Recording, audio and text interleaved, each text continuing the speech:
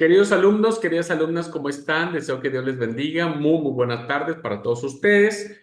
Bienvenidos y bienvenidas sean a la clase que tenemos de epístolas universales, epístolas católicas o cartas católicas, cartas generales. Y bueno, en esta clase vamos a terminar de abordar el tema de Hebreos. Espero que hayan podido, no sé si mi hermana Esther y Mario han podido, aunque sea un capitulito o algo, pero si no, los animo a que en un tiempo libre sí leamos la carta a los Hebreos, ¿no? Sí la leamos. Hoy es miércoles, así que tendríamos jueves, viernes, sábado, domingo, 4 días como para leerla. Y si nos proponemos, lo podemos lograr. ¿Ok? Entonces, para que les haga sentido la clase, porque si ustedes no tienen contacto, cuando ustedes prediquen o busquen un texto o citen el libro de Hebreos, pues evidentemente no lo van a entender mucho, así que complementen su lectura con lo que nosotros vemos ahora en clase presencial. Bueno, quedamos en que la clase pasada hicimos un acercamiento, ¿verdad? Un acercamiento a lo que era el libro o la carta o la epístola a los hebreos. Vimos básicamente lo que era parte de el tema central. No sé si Mario o mi hermana Esther se acuerdan cuál es el tema central que aborda la carta a los hebreos, porque de ahí parte todo, ¿no es cierto? Parte de el tema que abarca o que encierra o que motiva al autor a escribir. Bueno, solo como para recordar, vimos que el tema central que tiene la carta a los hebreos es demostrar la infinita superioridad que tiene el cristianismo, que se basa en Jesucristo sobre el judaísmo, toda vez que nuestro Señor Jesucristo ha completado de manera perfecta, de manera permanente o eterno el sacrificio en su cuerpo y que eh, evidentemente el sacrificio de Jesús o el sacerdocio de Jesús es superior al sacerdocio levita o arónico. Bueno, eso lo vimos la clase pasada y veíamos cómo tanto el tema central como el propósito que tenía el libro de Hebreos iba en función de eso. En esta clase vamos a desarrollar un poco más las ideas, ¿verdad? Un poco más las ideas de esto, así que voy a compartir la pantalla y vamos a desarrollar un poco más las ideas, ¿verdad? Las ideas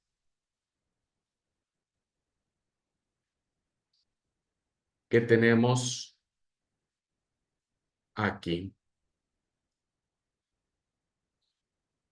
Bien, insisto nuevamente, perdón que sea tan pesado en esto, pero sí es importante que por lo menos demos una leída al libro de Hebreos.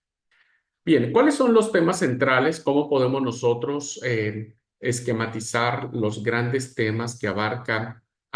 Perdón, yo me... bueno, esto ya lo vimos. La fecha de datación, los destinatarios. Recuerden que hay 3 clases de destinatarios, ¿no? Eso es muy importante que lo recuerden. Bueno, tenemos cómo estaban los grupos y los propósitos que había. Bueno, ahora vayamos entonces al contenido de los grandes temas que abarca la carta a los hebreos. Bien, con este listado, ¿no? Temático, ustedes ya pueden darse una idea y tienen que darse una idea hacia dónde quería apuntar el autor. Del capítulo 1, el versículo 1 al 2, 18, vemos claramente que la tesis que maneja el autor es que Jesús será superior a los ángeles.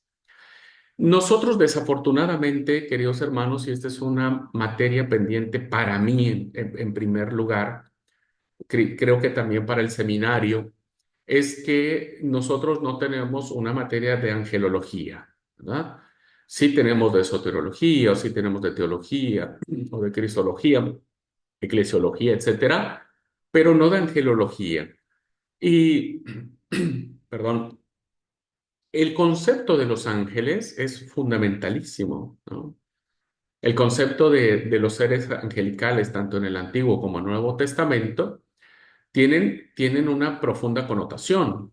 Nosotros no sabemos mucho de los ángeles, no porque tal vez no haya nada sobre ellos, sino más bien porque nosotros no le hemos dado mucha importancia a los ángeles. Pero los ángeles son reales, ¿ah? Los ángeles son reales. Y bueno, iba yo a hablar sobre el tema, pero de lo poquito que he aprendido todavía me falta profundizar más, pero es desviarme. No importa.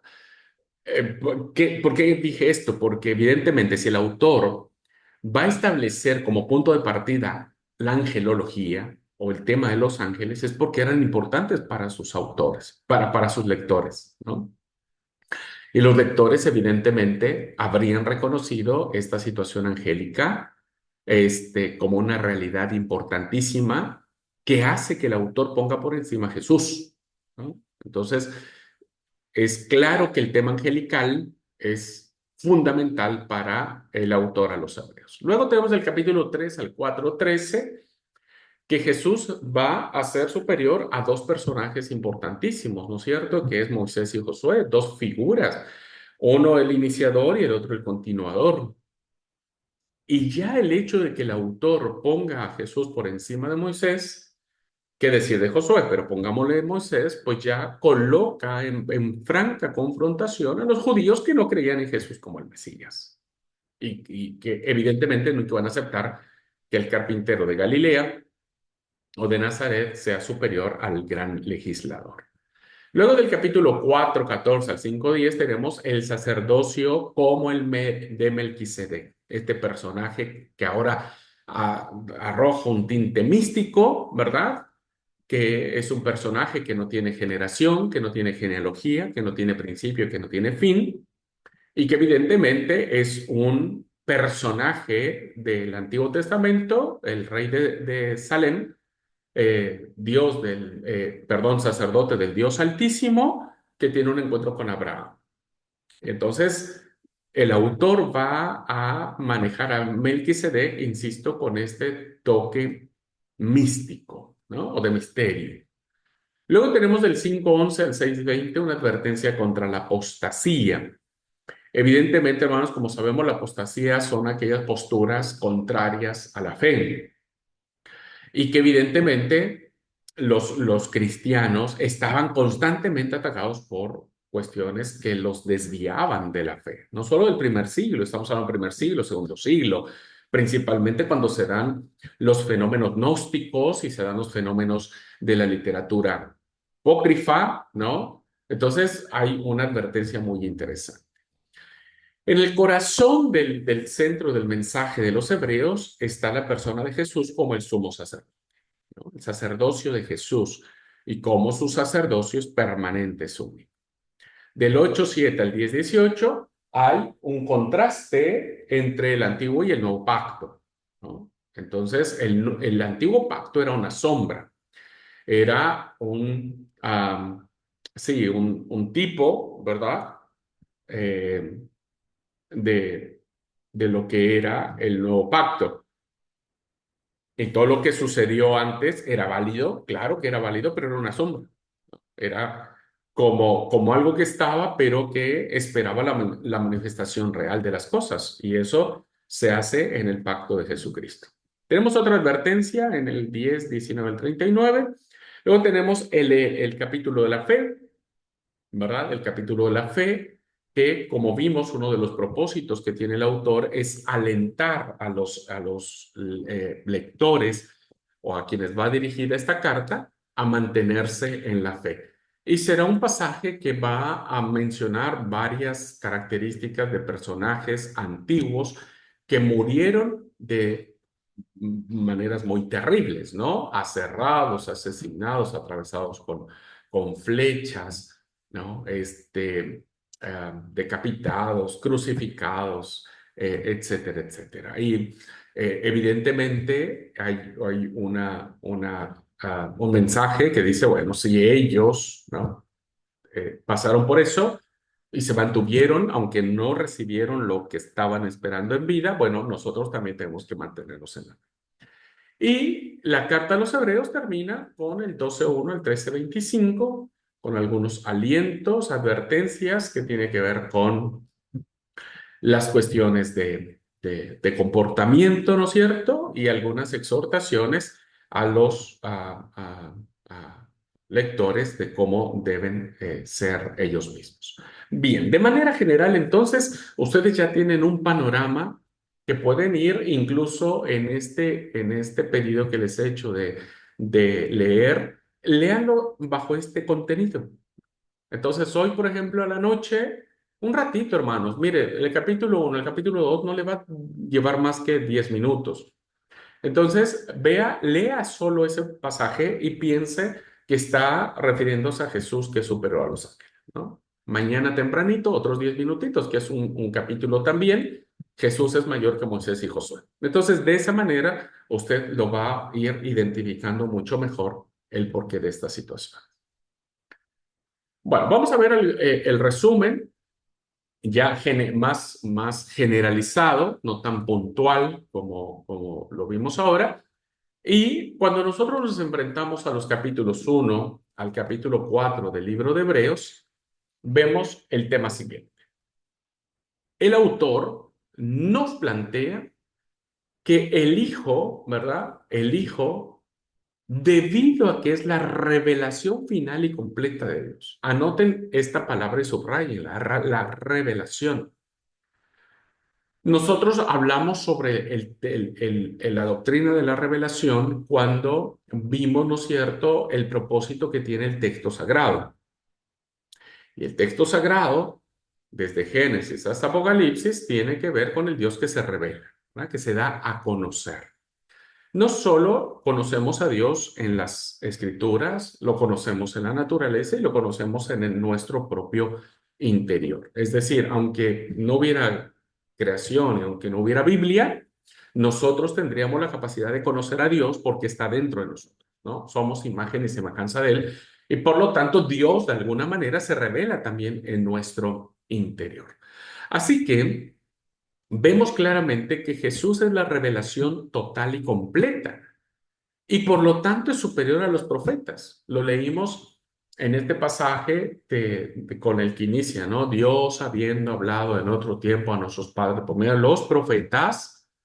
O sea, el profetismo era muy fuerte, ¿no? Tenían gran peso los profetas. Pero ahora Jesús es superior a los profetas, ¿no? Y no solo a los profetas, también es superior a este estadio angélico, ¿no?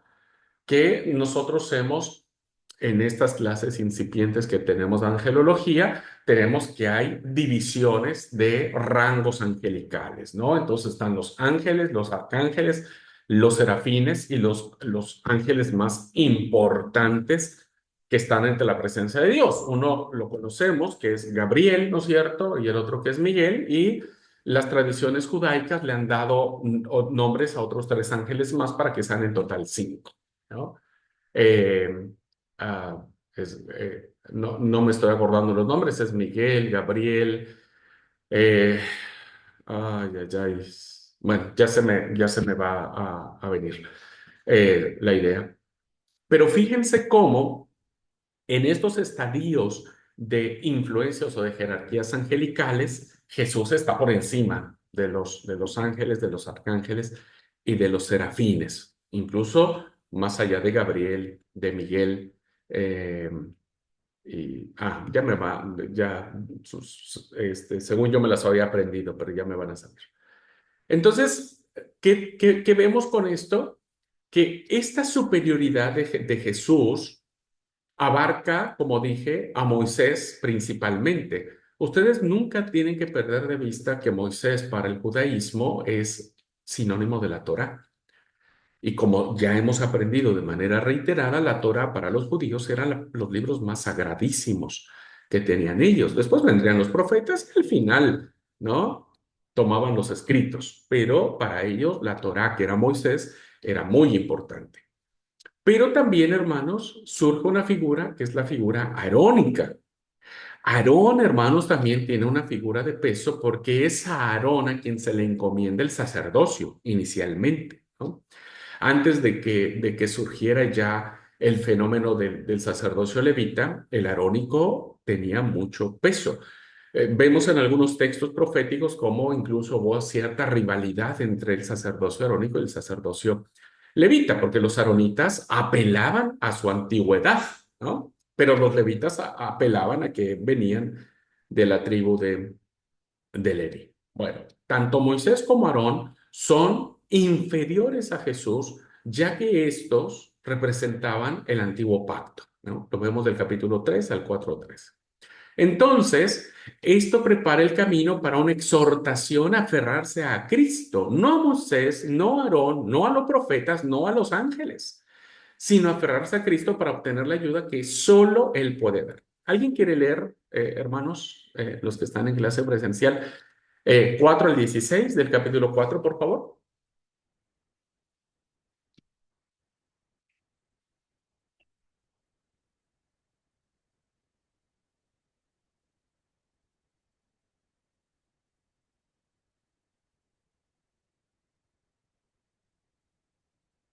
Y si no, yo lo leo para no perder mucho tiempo.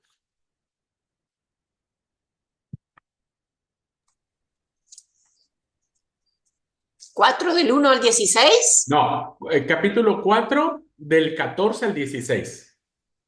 Ah, leo. Por favor, gracias.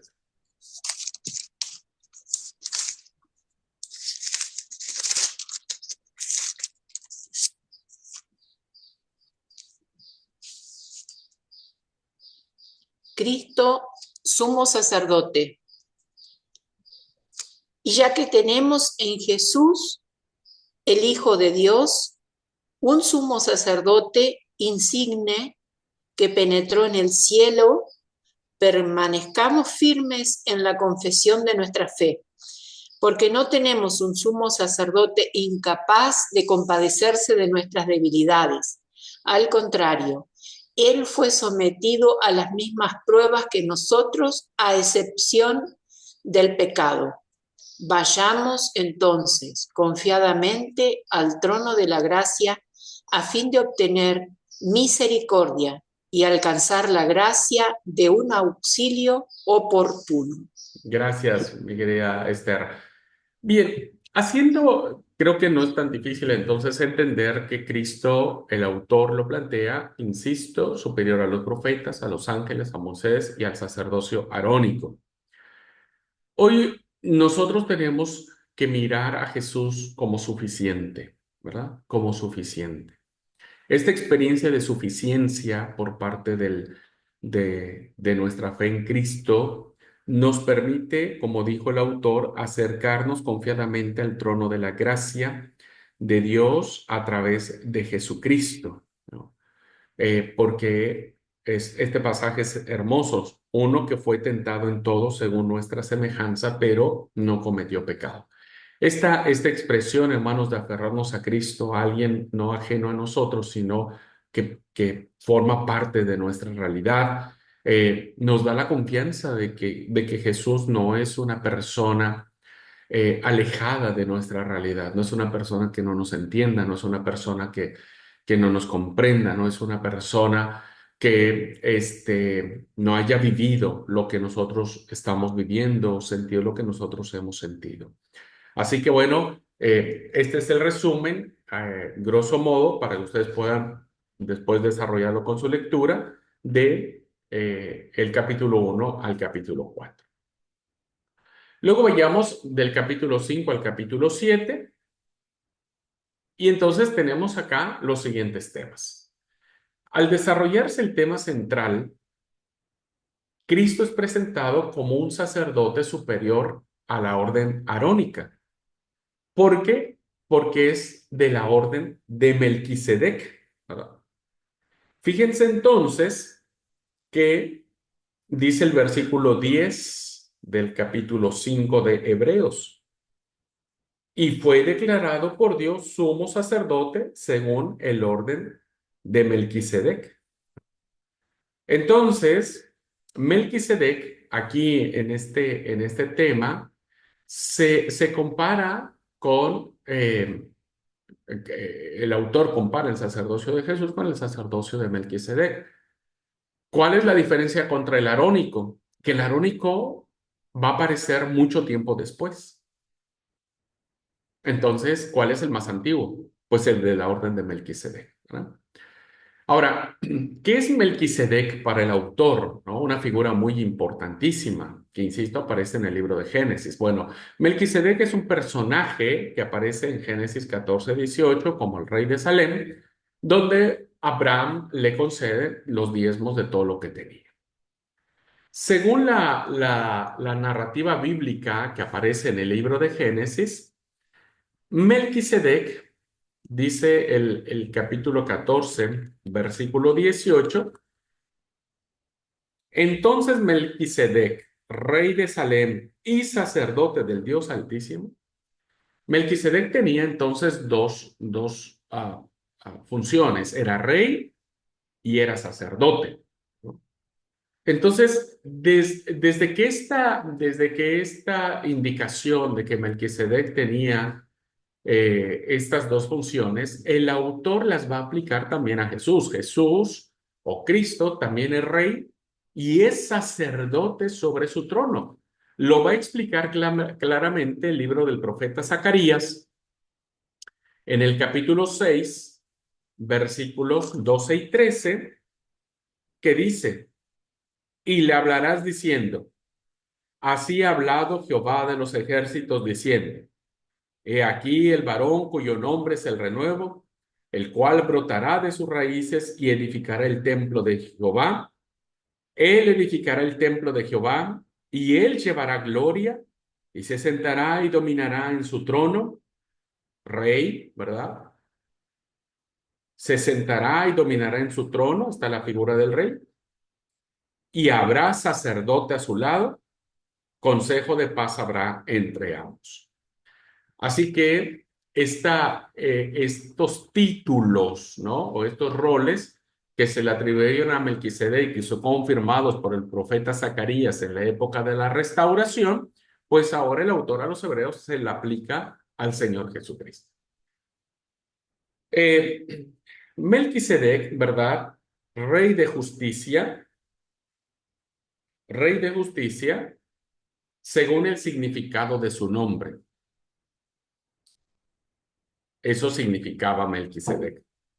Y Hebreos le concede también el título de Rey de Paz. Dice el capítulo 7, versículo 2, a quien asimismo dio Abraham los diezmos de todo, cuyo nombre significa primeramente Rey de Justicia y también Rey de Salem, esto es, Rey de Paz. ¿Ah?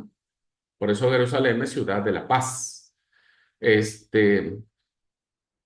Y vemos claramente cómo estos títulos de justicia y de paz se le atribuyen a Cristo. Son los dos términos que caracterizarán a Cristo, ¿no? Y que lo vemos claramente en los pasajes de los profetas.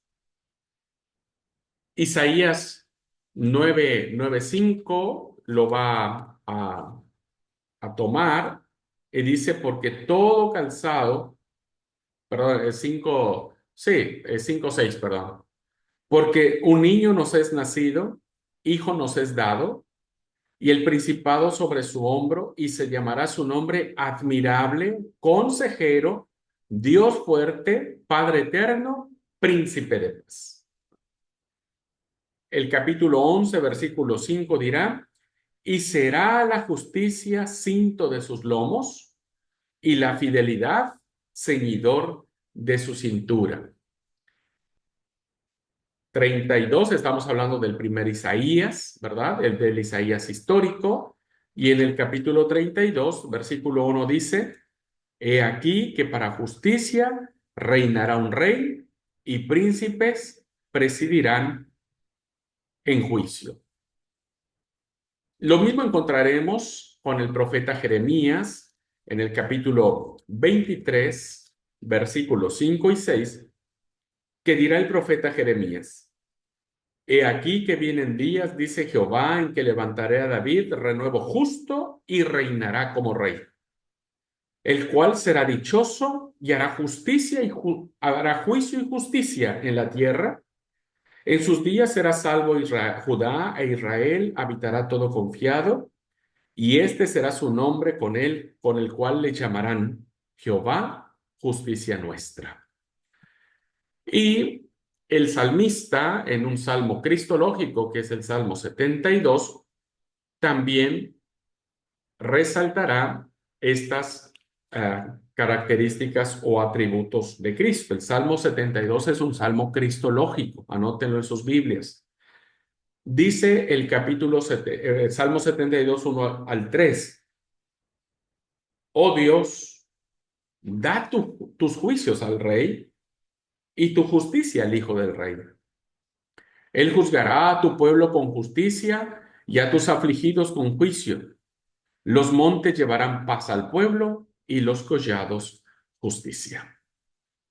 Vean claramente, hermanos, cómo las alusiones mesiánicas que se le atribuían en el Antiguo Testamento, el autor a los hebreos, ¿verdad? Haciendo gala de su conocimiento del Antiguo, menciona claramente que esto que representaba Melquisedec, que era anterior al sacerdocio arónico, ahora se le conceden a Jesucristo. Otra característica que tenemos sobre Melquisedec, como dije, es un personaje misterioso o místico, perdón, es que Hebreos va a presentar a Melquisedec sin papá, sin mamá, sin padre, sin madre, sin ninguna genealogía. Es decir, va a decir que Melquisedec no tiene principio de días ni fin de vida. Dice Hebreos 7:3.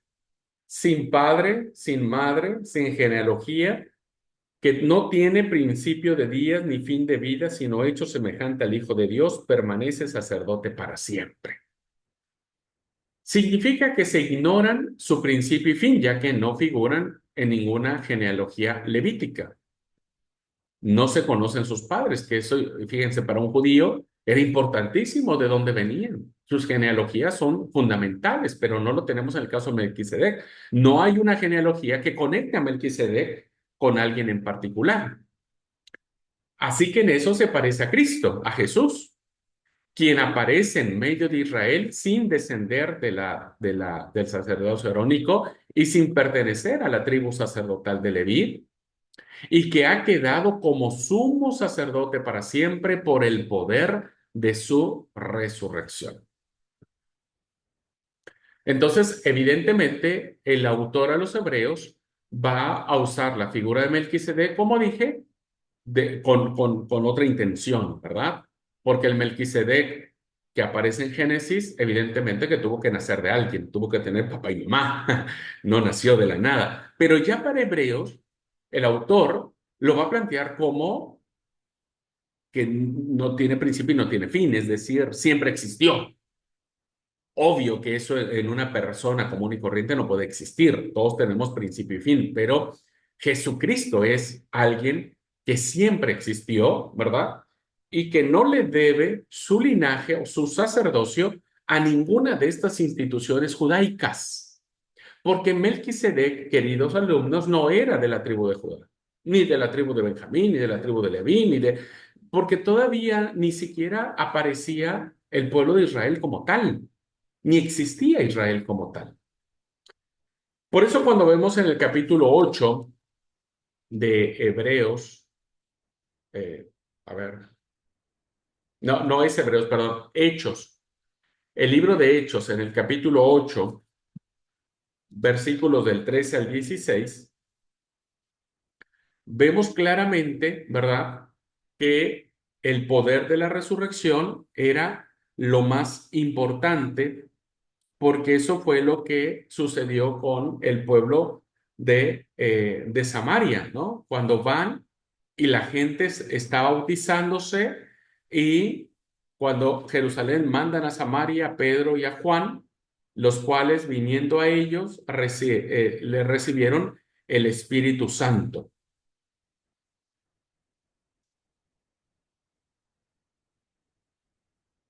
Y Juan 1:1 es otro pasaje. En el principio era el verbo era con Dios, el verbo era Dios. Y cuando vemos Romanos 6:9, también nos habla sabiendo que Cristo, habiendo resucitado de los muertos, ya no muere. La muerte no se enseñorea más de él. O sea, permanece para siempre. No tiene principio y no tiene fin. No tiene principio y no tiene fin. Ujú. Y finalmente, cuando otra característica que tiene estos capítulos, en Génesis se nos dice que Melquisedec, cuando llega Abraham, saca pan y vino, recibe los diezmos de Abraham y lo bendice. Ahora, ¿les suena algo estas expresiones, queridos alumnos?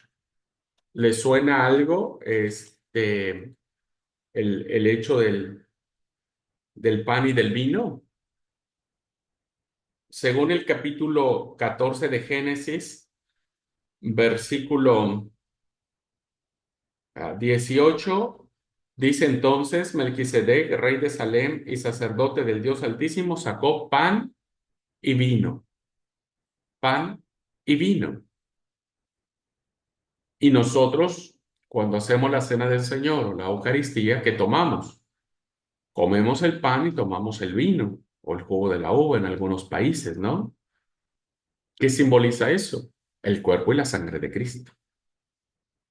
Vean claramente el uso que hace el autor de los Hebreos de manera magistral y de forma teológica y simbólica la figura de un personaje importantísimo en el libro de Génesis que tenía que ver con el sumo sacerdote Melquisedec, ¿verdad?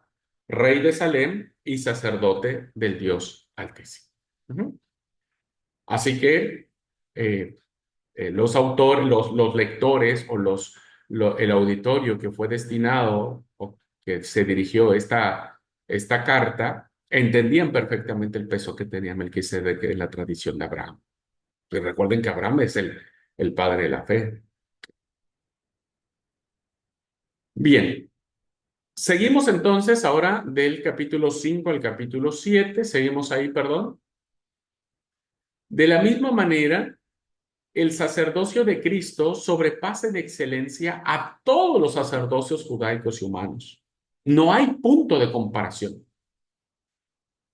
El autor a los hebreos lo dirá de manera clarita en el capítulo 7, versículo 26 al 28, y dice, porque tal sumo sacerdote nos convenía, santo, inocente, sin mancha, apartado de los pecadores y hecho más sublime que los cielos, que no tiene necesidad cada día, como aquellos sumos sacerdotes, de ofrecer primero sacrificios por sus propios pecados, que eso es lo que hacían los sacerdotes levíticos, primero se purificaban ellos mismos. Cristo no hacía eso, nunca hizo eso, y luego el sacerdote levita sacrificaba por los pecados del pueblo.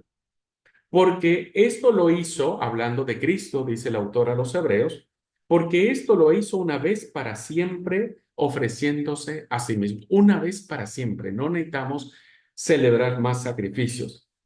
Porque la ley constituye sumos sacerdotes a débiles hombres, pero la palabra del juramento posterior a la ley, es decir, al Hijo, hecho perfecto para siempre. Así que este sacerdocio, hermanos, viene a ser la base del nuevo pacto, de una nueva alianza en la cual nosotros entramos. Bendito sea Dios por ello, porque nosotros ni pertenecemos a la tribu del norte ni a la tribu del sur,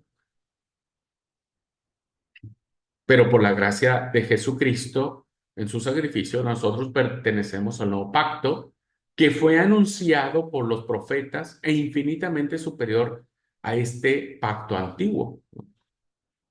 Hebreos 7, 11 y 12 dice, sí, pues, la perfección fuera por el sacerdocio levítico, porque bajo él recibió el pueblo la ley.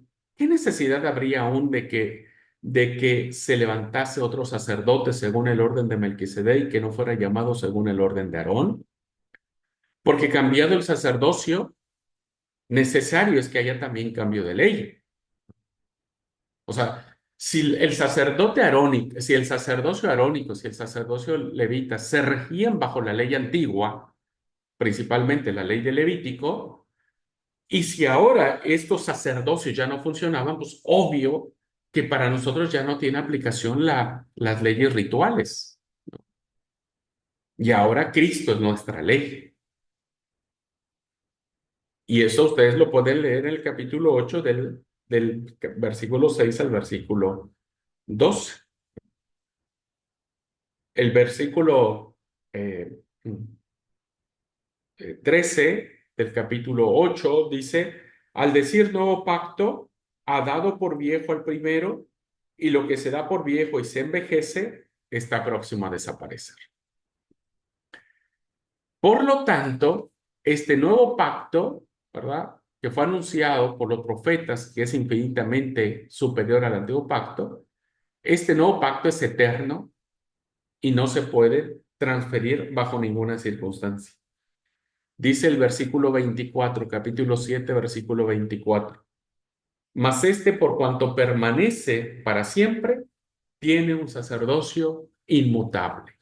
No se puede cambiar. Por lo tanto, esto es fundamental para la fe cristiana, ¿verdad? Para la defensa de nuestra fe. Por eso nosotros no podríamos aceptar ni la postura judaica actualmente, mucho menos la postura musulmana, ¿no? Que niega todo esto, ¿no? Y que evidentemente imponen a sus seguidores otras leyes que Cristo quitó o cumplió, y por lo tanto ya no necesitamos hacer nada más. Así que esto es el valor maravilloso que tiene la carta a los Hebreos. Bien, avanzamos del capítulo 8 al capítulo 10, primera parte, y entonces encontramos estos temas. Este sacerdocio de Cristo se lleva a cabo bajo las siguientes circunstancias. El sacerdocio de Cristo inaugura el nuevo pacto, ¿verdad? Inaugura el nuevo pacto. Dice el versículo 1 del capítulo 8. Ustedes pueden leer todo, pero dice el 1. Ahora bien, estoy leyendo 8:1.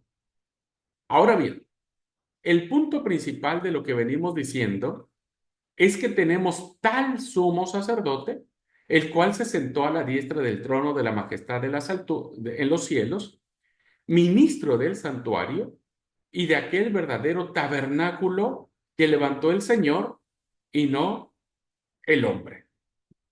Y viene hablando de que ahora Jesús no iba a ser el sumo sacerdote del templo de Jerusalén, sino que ahora las leyes ya no estarían escritas en tablas de piedra, sino que ahora estarían escritas en las tablas de nuestro corazón, ¿verdad?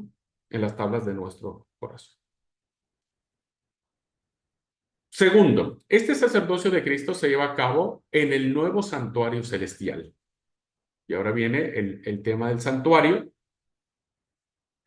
Dice el versículo 11, capítulo 9, versículo 11. Perdóname, es el 10. eh,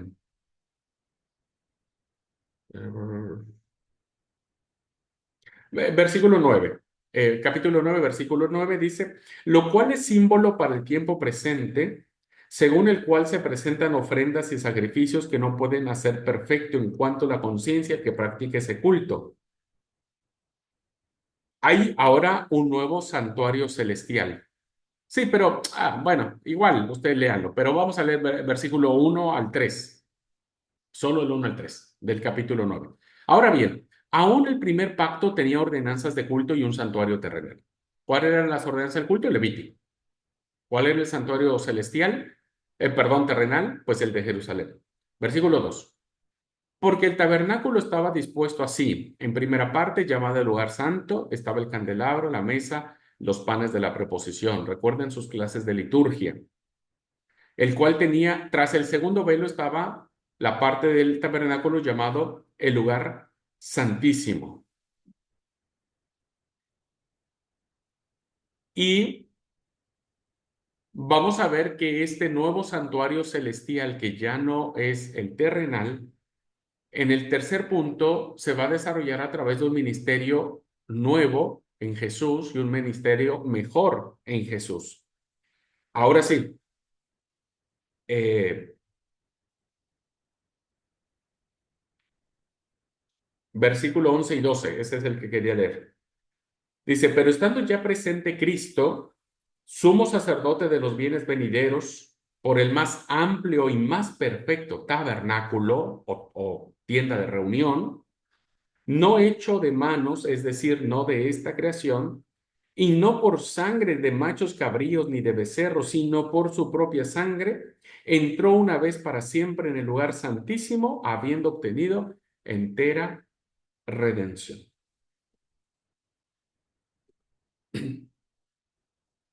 Y entonces el ministerio de Jesús es mucho mejor porque su sangre es mejor que la de cualquier animal dispuesto para el sacrificio.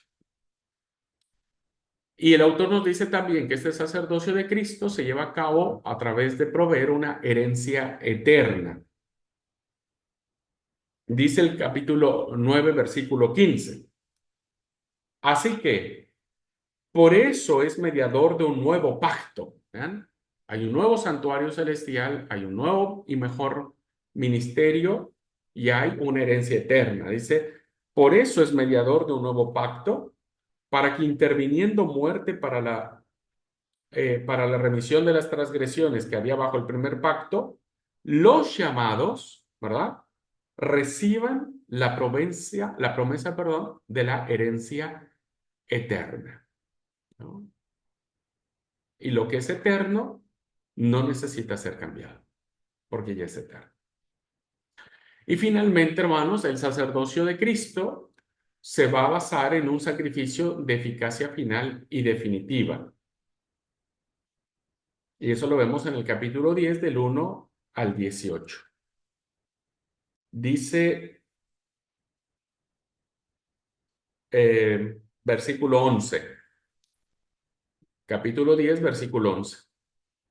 Dice, y ciertamente todo sacerdote está día tras día ministrando y ofreciendo muchas veces de los mismos sacrificios que nunca pueden quitar los pecados. Pero Cristo, habiendo ofrecido una vez para siempre un solo sacrificio por los pecados, se ha sentado a la diestra de Dios.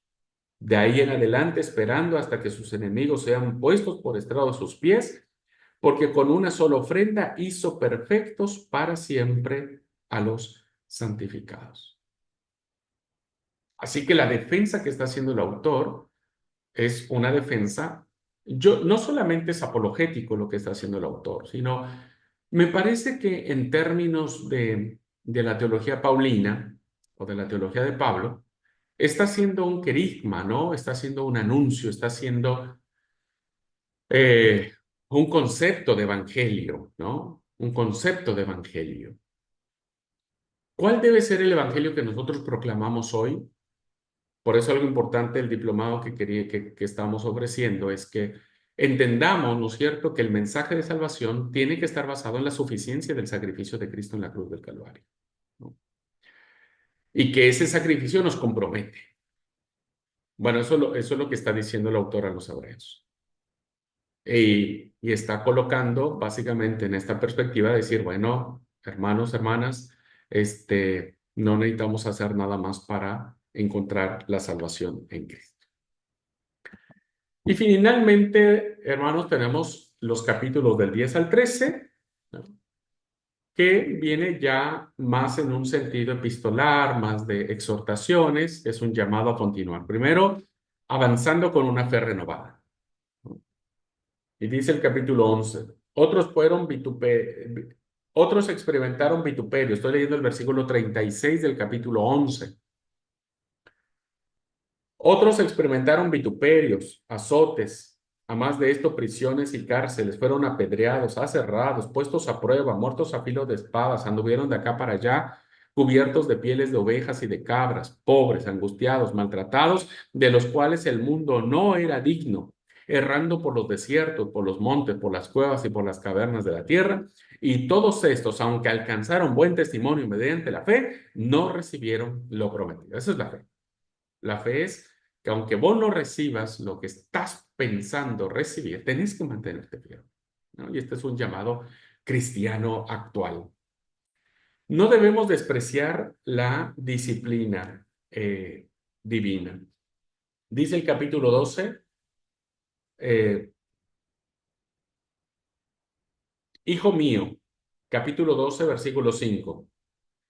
Y habéis ya olvidado la exhortación que como a hijos se os dirige, diciendo, Hijo mío, no menosprecies la disciplina del Señor, ni desmayes cuando eres reprendido por él, porque el Señor el que ama disciplina y azota a todo el que tiene por hijo. Si soportáis la disciplina, Dios os trata como a hijos, porque ¿qué hijo es aquel a quien el Padre no disciplina? Pero si se os deja sin disciplina, de la cual todos han sido participantes, entonces sois bastardos y no hijos. Entonces, para el autor, la disciplina, uno tiene que, cuando uno comete algo que no esté bien, el Señor de alguna manera nos va a disciplinar y nosotros no tenemos que enojarnos. Bueno, otro punto que encontramos en estos capítulos tiene que ver con llevar al cumplimiento los frutos de la paz y de la santificación. Los frutos de la paz y de la santificación. Dice el versículo 14 del capítulo 12, seguid la paz con todos y la santidad, sin la cual nadie verá al Señor. La paz y la santificación. Y finalmente, debemos mantener las virtudes de una verdadera separación, perseverancia y obediencia. Esto lo encontramos en todos estos capítulos y solamente voy a hacer mención del versículo 1 del capítulo 13, ¿verdad? Que termina diciendo, permanezca el amor fraternal. Es una virtud. El amor sigue siendo uno de los grandes temas que abarca la escritura, y no solo la teología paulina, ¿no? No solo los evangelios, sino también esta literatura universal. Permanezca el amor fraternal, el amor entre hermanos. Vean que aparece nuevamente la fraternidad, el término hermanos. Yo les dije a ustedes que el tema hermanos es un tema que permea desde Génesis hasta Apocalipsis. Desde Génesis hasta Apocalipsis.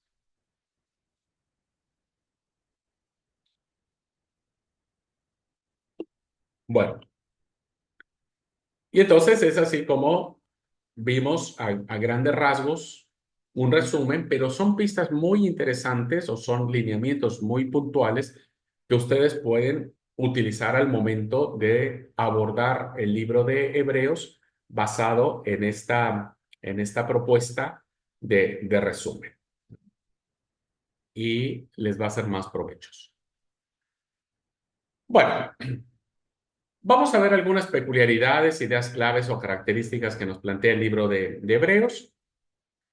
Bien, en cuanto a la forma griega del lenguaje, la manera de ser escrita la epístola a los hebreos es de alta calidad literaria, marcada por una construcción cuidadosa y una dicción elegante. Es un griego muy refinado. Según los expertos, es un griego muy refinado que quien haya escrito esta carta tuvo que tener una preparación muy interesante, un personaje muy culto, no solo versado en las cuestiones de redacción en el idioma griego, sino también en las cuestiones del Antiguo Testamento. Imagínense, para hacer todo eso que hizo con Melquisedec, es porque sabía el autor cómo podría encarar, ¿no? Y por qué iba a comparar a Jesús con Melquisedec. Bueno, hay 5 advertencias serias dentro de eh, el argumento de la epístola. Eh, Vamos a ver, solo ahí están las citas, ustedes después cuando la vayan leyendo las van identificando. El capítulo 2 del 1 al 4 Dice, por tanto, es necesario que con más diligencia atendamos a las cosas que hemos oído para que no nos deslicemos. Es una advertencia.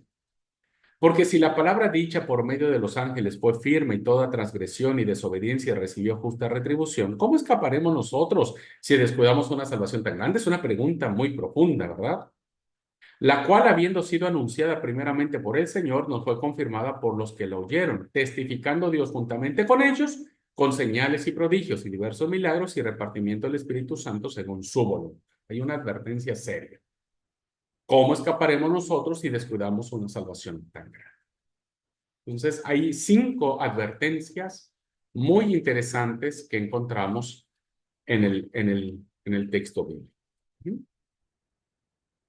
Y otra peculiaridad es que los términos más utilizados en la carta a los hebreos son ángel, santo, santificar, pecado, sacrificio, sangre, sumo sacerdote, promesa, pacto, palabra, testificar, mejor, perfeccionar, fe, salvación, descanso, cielo. Son los términos que el autor utiliza de manera magistral para poder compartir el mensaje que quiere transmitir. Está cargada la carta a los hebreos, hermanos queridos, está cargada de alusiones y citas del Antiguo Testamento, pero no del canon palestinense, sino más bien del canon alejandrino, es decir, de la traducción de la Biblia de los 70. Algunos pasajes se repiten a lo largo de la carta, como el Salmo 100, versículos del 1 al 4. Cuando nosotros vemos el Salmo 110, perdón, dice este hermoso salmo, el Salmo 110, que es otro salmo cristológico, dice el versículo 1. Jehová dijo a mi Señor, siéntate a mi diestra hasta que ponga a tus enemigos por estrado de tus pies. ¿No? Eso ya lo leímos también en Hebreos. Y el versículo 4 dice, juró Jehová y no se arrepentirá, tú eres sacerdote para siempre según el orden de Melquisedec. ¿No? Estas alusiones del Antiguo Testamento serán tomadas de la Septuaginta y el autor las traducirá o las tomará y las agregará a su escrito. Otra peculiaridad o característica que encontramos en la carta a los hebreos es la clara exposición de los personajes que cita el Antiguo Testamento. El autor era un expositor experto en el manejo de la palabra de Dios. Es un ejemplo para los maestros y los predicadores a los cuales está dirigiendo su mensaje. Y va a exponer pasajes que aparecerán en el segundo libro de Samuel, capítulo 7, Deuteronomio 32, y las citas que están allí, que ustedes pueden tranquilamente leerlas y compararlas con el escrito que aparece en Hebreos. O sea que el autor era un experto, insisto, no solo en la gramática griega, de donde escribe, sino de el contenido. Y bueno, parte de las peculiaridades que tenemos en la carta a los hebreos son las grandes doctrinas que aparecen. Primero hablamos del nuevo pacto, la doctrina del nuevo pacto. Hebreos explica el significado del nuevo pacto en forma más completa de lo que habló Jesús o de lo que escribió Jeremías. O sea, Jesús no fue tan específico en esto, según los evangelios, pero Hebreos lo deja clarísimo. Otra doctrina que tenemos es la doctrina cristológica. ¿Por qué? Porque la cristología, al igual que la angelología, pero la cristología es rica y variada. De hecho, en cuanto a contenido, Hebreos es un tratado cristológico. Fíjense, ¿por qué? Primero porque Hebreos añade mucho a la doctrina de la expiación, la cual el autor coloca en su relación con el pacto. La expiación es el perdón de los pecados, la remisión de los pecados, ¿no? El borrón y cuenta nueva. Y el autor lo va a plantear de esa manera y lo va a colocar en la persona de Jesús. Jesús tomó un borrador, borró todo y empezó una nueva cuenta. Va a hablar acerca de la encarnación y de la expiación. Es decir, Hebreos conecta la encarnación con la expiación. La humanidad y la deidad de Jesús son asociadas más aún que el mismo Evangelio de Juan, porque Juan solamente nos lo dice en el primer versículo o en el primer capítulo del Evangelio de Juan, pero este tema, el autor a los Hebreos lo va a decir en toda su carta. Jesús es superior a los ángeles, entonces es Dios, pero también es alguien que puede compadecerse por nosotros porque vivió y sintió lo mismo que nosotros sentimos. Entonces, la doctrina de la humanidad y de la deidad de Jesús está claramente sustentada en la carta a los Hebreos. Hebreos también, queridos alumnos, emplea más de 20 nombres y títulos cristológicos. Señor, Cristo, Mesías, Mediador, etcétera, ¿no? Hay muchos nombres, sumo sacerdote, ah, en fin, el Hijo amado. Y también hay una especial atención a los oficios de Cristo, sobre todo a su posición como sacerdote y rey. Propio ya vimos de la figura de Melquisedec. Entonces, la doctrina de la cristología está muy bien defendida, arropada, y muy bien expuesta en la carta a los Hebreos. Y una tercera doctrina es el tema de la escatología. Ustedes saben que la escatología es lo que se refiere a los eventos, al tiempo futuro, ¿no? Y entonces se presenta tanto realizada, es decir, ya la promesa de Dios se cumplió en el presente, ahora, y por eso el versículo 2 dice, en estos postreros días nos ha hablado por el Hijo. Es decir, ya. Si esta carta se escribe entre el 66 y 69, para esa fecha se dice, la realidad se hizo presente, ¿no? Ya se cumplió. Lo mismo encontramos en el 6:5, que dice, asimismo gustaron de la buena palabra de Dios y los poderes del siglo venidero. Gustaron de la buena palabra, o sea, es un tiempo presente. La promesa de la realización del efecto del sacrificio de Cristo ya se hizo presente. Digámoslo así, desde el 66, 69, donde se escribe esta carta, ya se hizo presente, pero esperamos un futuro.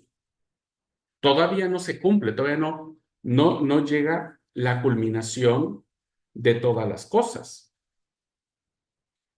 Por eso el versículo 28 del capítulo 9 dice, así también Cristo fue ofrecido una sola vez para llevar los pecados de muchos y aparecerá futuro por segunda vez sin relación con el pecado para salvar a los que le esperan, ¿no?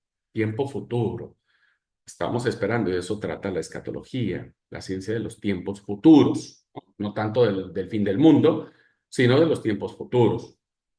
Y también lo explicará en el versículo 37, capítulo 10, donde dice, porque aún un poquito y el que ha de venir vendrá y no tardará. O sea, por un lado, Jesús en su primera venida hizo realidad ya el nuevo pacto, pero la culminación total y la expresión gloriosa de esto sucederá en el futuro. Esperamos todavía su segunda venida. Es un hermoso mensaje de salvación. Y bueno, otra doctrina es un comentario del Antiguo Testamento, especialmente el libro de Levítico. Ya expliqué, el libro de Levítico para nosotros no es relevante porque nosotros ya no tenemos templo, pero para el autor sí, fue su base, para que con base en este libro se pudiera saber por qué Jesús es superior al sacerdocio levítico, perdón, que usaba como base este tercer libro de la Torá. Bueno, y finalmente tenemos como peculiaridad los pasajes más famosos de la carta o la epístola a los Hebreos, que son pasajes que incluso muchos de nosotros no los sabemos de memoria, que son hermosos, que se los comparto para que ustedes lo puedan subrayar al momento en que hagan la lectura. Bueno, el 1 al 3 es maravilloso, donde el Hijo, o sea, Jesús es la revelación final de Dios, ¿no? Dios habiendo hablado, ¿no? En otro tiempo, los padres profetas nos ha hablado por medio del Hijo, el cual es el esplendor de su gloria, la misma sustancia, ¿no? La misma imagen de su sustancia y se sentó a la diestra de la majestad de Dios en las alturas. Un pasaje muy famoso. El capítulo 4, versículo 12, que siempre usamos para el tema de la palabra de Dios, la Biblia, dice la palabra de Dios es viva y eficaz y más cortante que toda espada de dos filos, que penetra todos los tuétanos, los nervios, lo profundo del corazón. Hebreos 4, del 14 al 16, nos habla acerca de un sumo sacerdote que se compadece por nosotros. No tenemos un sumo sacerdote que no se compadezca por nosotros. Claro que lo tenemos, porque fue tentado en todo, pero no cometió pecado. Otro pasaje es que después de la muerte, el juicio, ¿no? Es uno de los grandes pasajes que usamos para decir que no hay inmortalidad del alma. Es decir, cuando morimos, no es que nos vamos al cielo. Nadie se va al cielo. Nadie se va al cielo. Hebreos 9:27 dice, de la manera que está establecido para los hombres que mueran una sola vez y después de esto, el juicio. O sea, no hay un espacio intermedio. No es de que, bueno, morimos, nos vamos al cielo, estamos en el cielo no sé cuánto tiempo, ¿no? Y ahí después volvemos a la tierra, no sé cómo, para recibir el juicio. Para Hebreos, la muerte es un sueño. Es un sueño. Cuando alguien muere, pues evidentemente, cuando resucite, eh, va a enfrentar el juicio. Otro pasaje es el 10:22, ¿no? Donde dice, acerquémonos con corazón sincero, en plena certidumbre de fe, purificados los corazones de mala conciencia y lavados los cuerpos con agua pura. Hermoso pasaje. Otro pasaje encontramos el 10:24-25, no dejando de congregarse como algunos tienen por costumbre. También lo citamos mucho para los hermanos que dejan de ir a la iglesia. Y este es el pasaje más querido, ¿no? O el que más aprendemos. Hebreos 11:1. Es pues la fe, la certeza de lo que se espera, la convicción de lo que no se ve. Y Hebreos bosqueja aquí el desarrollo de la fe por medio de varios personajes del Antiguo Testamento. Se le ha considerado al capítulo 11 de Hebreos el salón de la fama de los héroes de la fe, de la Biblia. Este, por la cantidad de personajes que nos presenta el autor como testimonio, como ejemplo de que hay que perseverar. Entonces, son algunos pasajes, hay muchos más.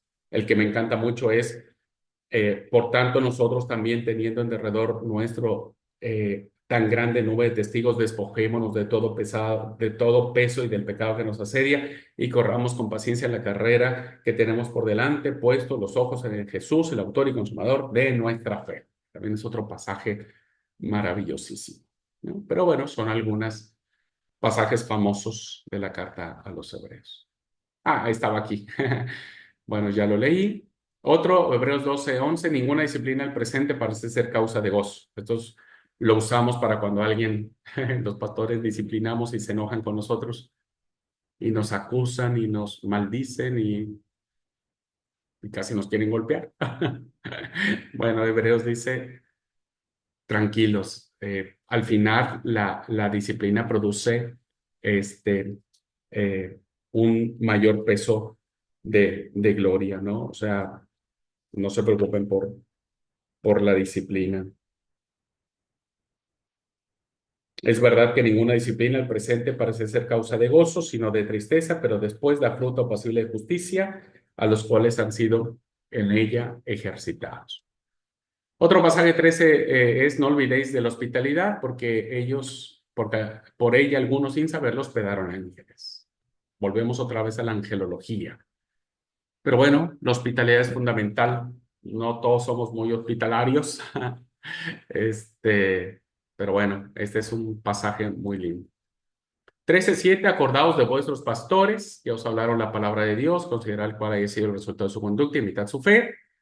Aquí hay un compromiso cristiano para que los miembros de iglesia imiten la fe de los pastores, pero también un compromiso para los que somos pastores o consagrados de dejar buen testimonio, ¿no?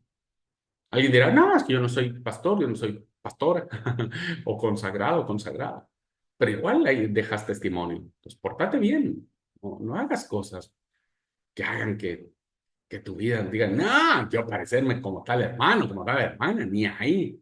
No. Otro pasaje también muy famoso, 13:8, Jesucristo es el mismo ayer y hoy y por los siglos. Habla acerca de la eternidad de Dios. Es un texto que habla acerca de la eternidad de Jesús. Otro es el 15, dice así que ofrezcamos siempre a Dios por medio de él sacrificio de alabanza, es decir, fruto de labios que confiesen su nombre. También es muy hermoso. Y finalmente, el 18 dice, obedezcan a vuestros pastores, sujétense a ellos porque ellos velan por vuestras almas como quienes han de dar cuenta para que lo hagan con alegría y no quejándose porque esto no es provechoso. Esto es para los miembros de iglesia, ¿no? este, que deben sujetarse a sus pastores. Esto no implica que debemos sujetarnos a pastores manipuladores o pastores que nos van a llevar por mal camino o pastores que van a generar discordia o van a generar división en el cuerpo de Cristo. No, tienen que ser pastores espirituales, ¿no? Es como cuando Pablo le dice a las mujeres, mujeres, sujétense a sus maridos, pero una esposa no se va a sujetar a un marido que la golpea, que la maltrata, que la humilla. No, eso jamás está diciendo el apóstol Pablo. Está diciendo que se va a, a sujetar a un marido que la ama. Y entonces la sujeción se hace por amor. Y cuando alguien ama a otra persona, pero más vale que uno se sujeta, más vale que uno, porque no, en el amor no hay tiranía, ¿no? En el amor no hay violencia, no hay ventajismo. Así que lo mismo sucede con esto. Tenemos que obedecer a nuestros pastores y sujetarse a ellos. Si tu pastor es una persona no perfecta, porque nadie lo es, pero que es espiritual y quiere lo mejor para vos, yo te recomiendo guardar silencio, escuchar el consejo, la disciplina, guardar silencio, porque eso es provechoso delante de Dios. Esto es bueno para vos. Así que compromete el efecto cristiano de los miembros de iglesia, pero insisto, también los pastores, que los pastores tenemos que amar a nuestras ovejas. Si nosotros amamos a nuestras ovejas, entonces tenemos la autoridad moral. Los consagrados, si amamos a la gente, tenemos la autoridad moral de llamarles la atención, pero más vale que sí, pero más vale que sí, de exhortarlos y de retarles, ¿no? Pero porque los amas, no porque quieres desquitarte y quieres hacer una catarsis. Así es que, hermanos, por favor, tomen en cuenta estos pasajes que tienen que ver con las exhortaciones de vivir bajo los valores del reino. Pues es así entonces, queridos alumnos y queridas alumnas, como hemos llevado a cabo este recorrido puntual, diríamos, a trote avanzado, pero que nos abre una perspectiva evangélica, cristiana, con los valores del reino, con grandes inquietudes sobre la angelología, la cristología, sobre grandes desafíos de adentrarnos a la literatura del Antiguo Testamento, sobre los grandes desafíos que implica, hermanos, las advertencias que tiene el libro de Hebreos para la vida cristiana. ¿Cómo, si nosotros no valoramos esta salvación, cómo es que vamos a seguirla manteniendo? No puede ser. La verdad que el libro de Hebreos, hermanos, es un libro que se ha desperdiciado mucho porque me parece que en muchas iglesias que se saltaron del otro lado, ¿no? Que no quieren saber nada del judaísmo, dicen, no, hablar sobre el libro de Hebreos es hablar sobre el judaísmo, pero no, la verdad es que no. Sí hablamos del judaísmo, pero no como una forma de decir, ahora vamos a obedecer tal o cual rito o tal o cual circunstancia. Ahora lo vemos a través de los ojos de Jesús. Y la verdad que es maravillosísimo, hermano. Mire, si a mí me gusta el Evangelio de Marcos para conocer a Jesús, la carta de los Hebreos me puede más, porque la carta de los Hebreos me presenta a un Jesús siendo glorificado, siendo exaltado, el resplandor de la gloria, ¿no? Ya esa expresión ya me deslumbra, el esplendor de la gloria. O sea, no es una lucecita, es una luz que te ciega. Y entonces, con base en estas características que nosotros podemos sacar de la carta a los hebreos, hermanos, aprovechenlo, prediquen sobre eso, armen programas, proyectos de enseñar. Sé que es difícil, insisto, por los desafíos que tenemos de saber por qué el lugar santo, el lugar santísimo, recordar nuestras clases de liturgia, ¿no? Cómo estaban constituidos, cómo era el tema del sacerdocio, de los rituales y demás. pero la verdad que vale la pena porque la carta a los hebreos es una carta, en mi entendimiento, del querigma, ¿no? Del anuncio de salvación. Y creo que vale la pena ponerla a trabajar en los lugares donde ustedes trabajan. Desafío interesantísimo que los maestros o maestras de escuelita enseñen hebreos a los niños, sí, es un tremendo desafío, pero no hay nada mejor que eso. Enséñele, si alguien está trabajando con ellos, enséñele quién es Jesús, ¿no?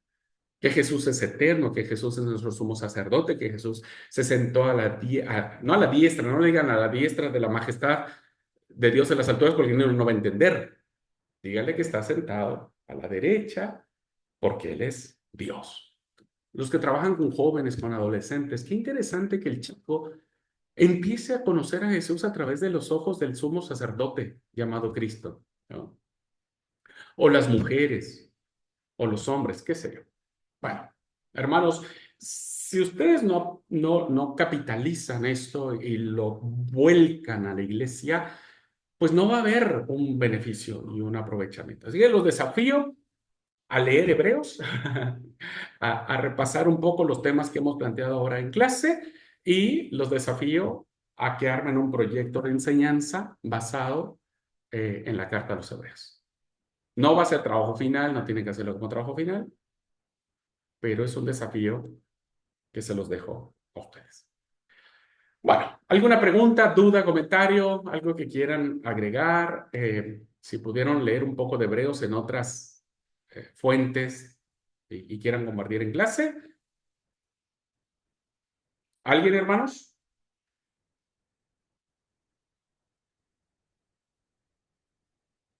No sé si fui claro.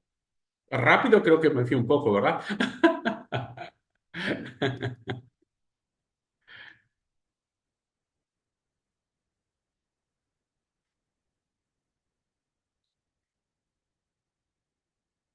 Bueno, si no hay ningún comentario y espero que tomen en cuenta mis reflexiones y no digan, ya queremos irnos del seminario, aprovechen el último instante de estar acá para seguir trabajando y seguir reflexionando en el texto bíblico. ¿Ok? Bueno, Dios los bendiga. Nos vemos la próxima semana y vamos a abordar la carta de Santiago, ¿no? Vamos a abordar la carta de Santiago la próxima semana, así que si ustedes toman este material, que va a estar en la plataforma, evidentemente, y lo seccionan y van punto por punto para hacer su lectura, yo creo que la próxima semana vamos a estar libres para leer Santiago, que ya es una carta más chiquita. Es una carta más chiquita y también nos va a valer la pena leerla. Bueno, gente linda, que el Señor les bendiga un montonal. Nos vemos la próxima semana.